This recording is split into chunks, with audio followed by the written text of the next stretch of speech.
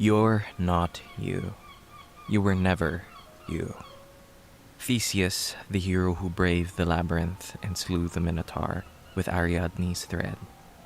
He returned to Athens triumphant, yet as his preserved ship was slowly rebuilt, plank by plank, over generations, a haunting question emerged. Was it still the same ship? If someone were to collect all the discarded original parts and rebuild the ship, which one would be the real ship of Theseus? Philosophers now long dead and living have argued over this one simple question for centuries. But what many didn't consider was that this wasn't just about a boat. It was about our very existence. So, let's begin with the body.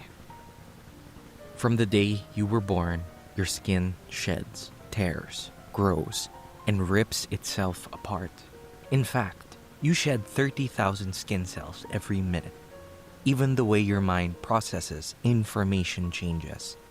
Every scar, every joy, every heartbreak, each one transforms you. Right now, as you watch this, your body is eating itself alive. A literal dance of annihilation and renewal. Bone is replaced, blood dies, DNA imperfectly copies itself. Our bodies are a constantly shifting vessel. But I propose this. What if the materialists have it all wrong? What if identity isn't necessarily physical? The Greeks had another idea. Plato posited that the real you was never the physical, but something beyond the body. The soul, unchanging in its essential nature. So what is it? Are you your atoms, which are constantly changing? Or are you something else entirely? Something behind your eyes watching your body disassemble and reassemble itself. Our minds are just as fluid. We forget things, our personalities shift and evolve as we grow. But what happens when the very thing we think makes us, our memories, starts to disappear? There's a man who might have the answer, though he can't exactly remember giving it. Clive Wearing, a British musicologist, contracted herpes simplex encephalitis in 1985. It caused severe brain damage and profound amnesia. He is unable to form new memories, and his memory span lasts only seconds, with his past personal memories having all but vanished. Yet, his procedural memory remains intact. He can still play the piano and conduct music. He also retains a deep emotional connection to his wife, greeting her with joy every time, believing he hasn't seen her in years. One curious thing, Clive experiences every moment as if he's just woken from a coma. He writes in his diary over and over again, 8:31 a.m. Now I am really completely awake. 8:34 a.m. Now I am perfectly, overwhelmingly awake. 8:35 a.m. Now I am superlatively, actually awake. Each entry crosses out the last. He lives in an eternal present, yet somehow he still is. He recognizes something in his wife that transcends memory. But what is that something? It feels impossible to imagine forgetting your past every few moments, to lose all sense of continuity. Yet love, music, and emotion still press on. If memory is erased but love remains, does that mean identity is more than just memory? If our bodies change, our memories fade, and our personalities evolve, what really makes us, us? And here is a truth. If a man who can't even remember his breakfast still loves his wife, then memory alone can't define identity. This has led philosophers for centuries to seek other answers, but each solution seems to crumble under scrutiny. Now, many of the thinkers have tried to solve this puzzle of the self. John Locke believed that it's all about memory, psychological continuity. As long as one retains memories of past experiences, they remain the same person. But this is impossible considering the story of Clive Weary. Here is a man with almost no memory. Yet, when he sees the love of his life, he still sees the same person he married. If Locke was right, then Clive should have been unrecognizable to those who knew him. But love recognizes something that memory cannot capture. The Buddhists break down what we call self into 5 components: form, sensation, perception, mental formations, and consciousness.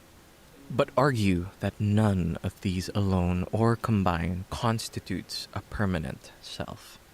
For example, you can call it the Mississippi River, but the water that flows past New Orleans isn't the same water that passed Minneapolis yesterday. Yet, we still see it as the same river. The Buddhists say we're like that river, an ongoing process, not a thing. The you who is experiencing this moment is not the same you who started watching, but the process continues. But here's a thought. If you're just a process, then what's doing the experiencing? The Buddhist answer is both profound and terrifying. The experiencer and the experience are the same flowing stream. There's no separate you watching your life unfold. Derek Parfit argued that all this talk about identity wasn't what was important. It was survival.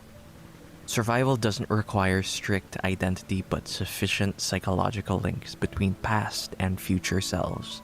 The question isn't, am I the same person? But do I care about what happens to this future person? Let's take this further. Imagine you're going to be tortured tomorrow. But first, all your memories will be erased and replaced with someone else's. Would you still be afraid?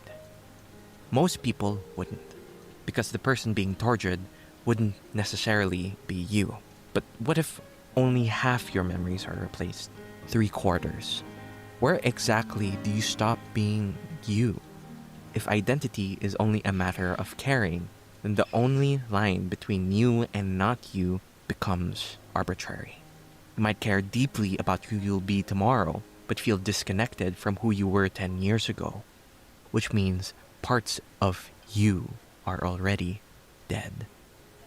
But what if they're all wrong? And the answer is much simpler.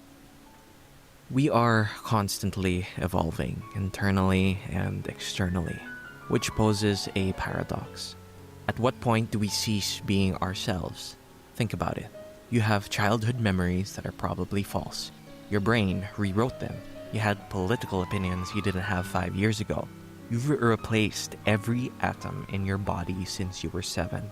The person watching this video has never existed before this moment and will never exist again after it passes. There's no definitive answer unless you believe that identity is a construct, and what constitutes consciousness is about information, not biology.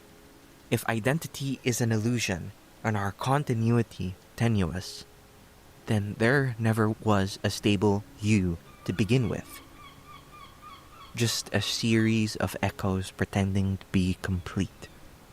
Identity is not some solid thing, but a narrative we construct to bridge the gaps in our constantly shifting existence. Here's what the great thinkers didn't catch. Maybe it was never about continuity. Maybe it was always about the stories we tell ourselves in the dim, dark night, where all we have is our thoughts. What if identity is just a fragile illusion we maintain to make sense of an ever-changing self? Every morning I wake up, my brain creates extraordinary acts of creative fiction. It takes scattered truths and half-remembered dreams and stitches them into one continuous narrative. It tells me I am the same person who went to sleep last night. This is my life. This is my story. But here's the truth. You have no real access to yesterday's consciousness. Not really. You can't be the same person you were yesterday. You can only ever remember remembering. The past is just a collection of tales you present to your present self that may never have existed. You never had identity in the first place. It's something you've built, something you actively create to keep going, stitching it all together to make sense of the unseeable. This is why we fear forgetting more than death. Because if your story is good enough, it keeps living on. Forgetting, on the other hand, reveals the reality that it was never real to begin with. Your identity isn't something that you have. It's something you build, moment by moment, memory by memory, story by story. You were never your body because it has changed. You were never your memories because they have already faded or have lied to you. You were never your personality because it shifts. And here's the final question. If identity is just a story we tell ourselves, then who is the storyteller? What is the I that constructs the narrative of me? Perhaps that's the real mystery. Not what makes you you, but what makes you think there's a you at all. You are the narrator.